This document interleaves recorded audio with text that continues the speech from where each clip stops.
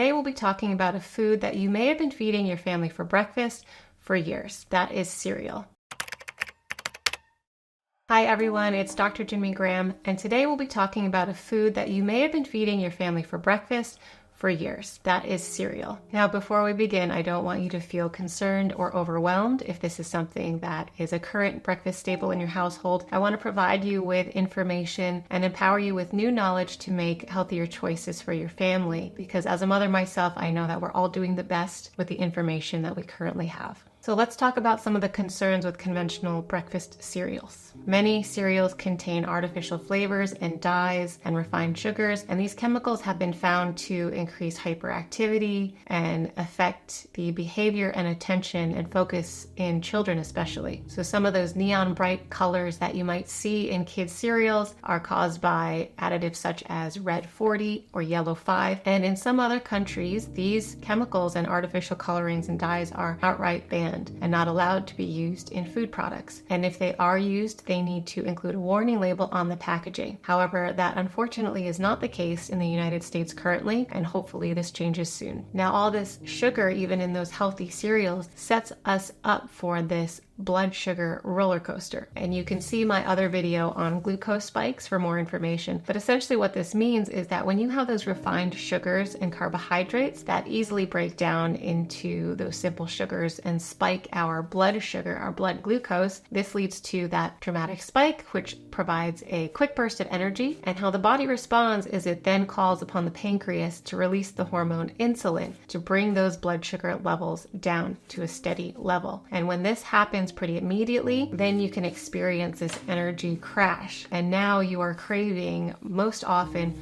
more sources of sugar or those simple carbohydrates to bring up your energy again. And so when you start the day with cereal or these high sugar foods and carbohydrates, you tend to crave more of those same quick energy foods throughout the day, which can have long-term effects and be more of a stress on the body, can lead to insulin resistance as the body no longer responds to the same amount of insulin anymore to manage your blood sugar levels. In addition to these energy crashes, this can set you or your child up for mood swings and affect your focus overall as well. However, once you know this information, right, because awareness is always the first step, you can make healthier choices that provide more sustained energy throughout the day and focus as well. Another concern with conventional cereals, especially non-organic options, is the use of glyphosate. And glyphosate is a chemical herbicide that is used on crops, especially such as oats, soy, corn, wheat, and other grains, which our cereals are made from. And glyphosate has been linked to increased health risks, including endocrine disruption and increased risk of cancer. Glyphosate can disrupt our gut microbiome, which is very essential for our overall health functioning. And as we know, the gut and the brain are very closely connected and communicate very tightly with each other through the gut-brain axis. So any disturbance in the gut will affect our brain, therefore our focus, our mood, our brain functioning and development. And this is really a concern, especially for our young kids as well. Now, of course, by law, glyphosate can't be used on certified organic products. So choosing organic minimizes the risk a little bit. However, we'll talk about next some healthier options for your breakfast and first meal of the day besides cereal. Because even if you choose organic options, you're still getting a lot of refined carbohydrates and sugars and that spike in your blood glucose earlier in the day. And really, again, cereal is more like a dessert. So let's talk about some other healthier breakfast options. Now, it's always a great idea to have protein and healthy fats for breakfast, as this is the best way to start your day. Foods like eggs, avocado, nuts, seeds, fish, meat, or smoothies with protein added, and maybe some vegetables on the side too, stabilize your blood sugar, reduce those crashes in energy, and support your focus much better than a breakfast high in refined sugars or carbohydrates. Protein and healthy fats set your family up for success in health and focus throughout the day versus the more standard American diet approaches of that high carbohydrate meals of sugar, bagels,